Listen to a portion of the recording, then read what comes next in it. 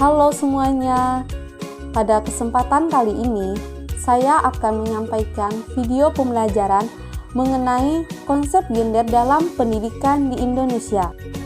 Apa itu gender? Seperti yang kita ketahui, gender adalah persepsi masyarakat atau yang mengacu pada peran, perilaku, ekspresi, dan identitas seseorang, baik laki-laki maupun perempuan. Gender biasanya diasosiasikan dengan istilah maskulin dan feminin. Maskulin dihubungkan dengan sifat kelaki-lakian seperti gagah, kuat, dan memimpin.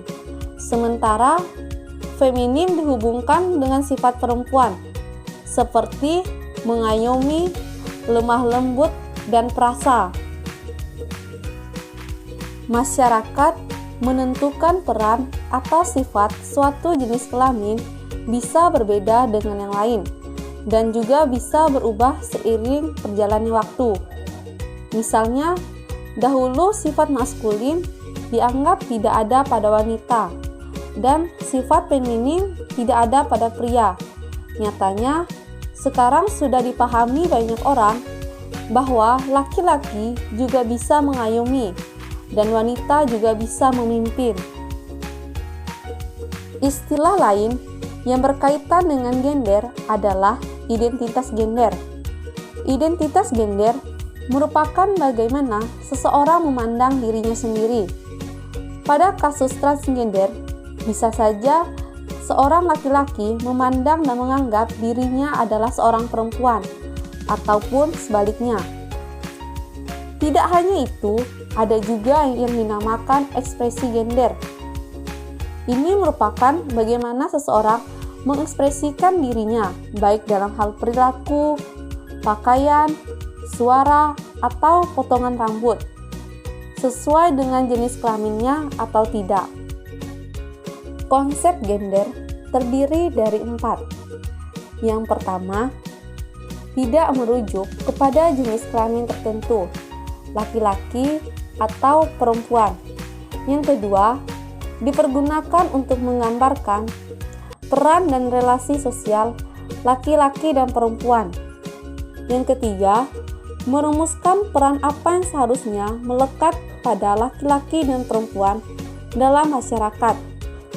Yang keempat, mengacu pada peran dan tanggung jawab sebagai perempuan dan sebagai laki-laki. Konsep inilah yang kemudian membentuk identitas gender atas laki-laki dan perempuan yang diperkenalkan, dipertahankan, dan disosialisasikan melalui perangkat-perangkat sosial dan norma hukum yang tertulis maupun tidak tertulis dalam masyarakat.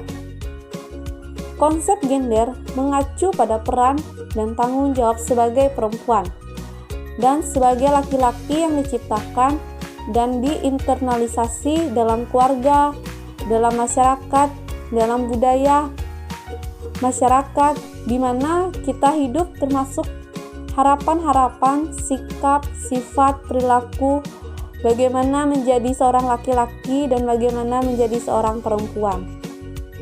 Adapun gender dalam pendidikan, seperti yang kita ketahui bahwa proses pendidikan di Indonesia pada saat ini nampaknya masih didominasi oleh ketimpangan gender.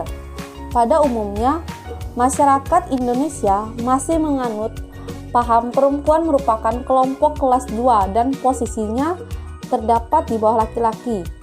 Padahal dalam dunia pendidikan semua manusia laki-laki dan perempuan memiliki hak sama untuk memperolehnya.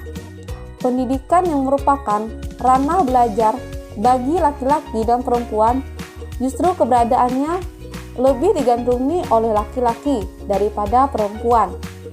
Kondisi ini dilatar belakangi oleh pandangan patriarki, yaitu pendapat yang berpandangan bahwa laki-laki lebih tinggi kedudukan dan derajatnya daripada perempuan.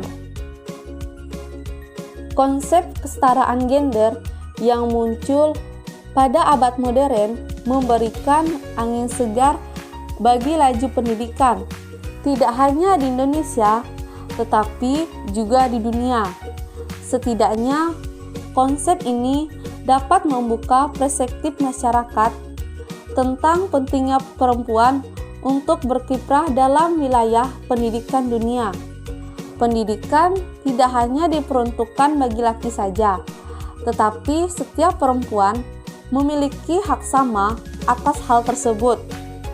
Contoh yang bisa kita lihat sekarang di sekolah-sekolah dalam dunia pendidikan, tidak hanya laki-laki yang berkuasa sebagai pemimpin, tetapi perempuan juga menjadi pemimpin di sekolah, seperti menjadi kepala sekolah, ketua OSIS, ketua kelas, ataupun menjadi ketua kelompok.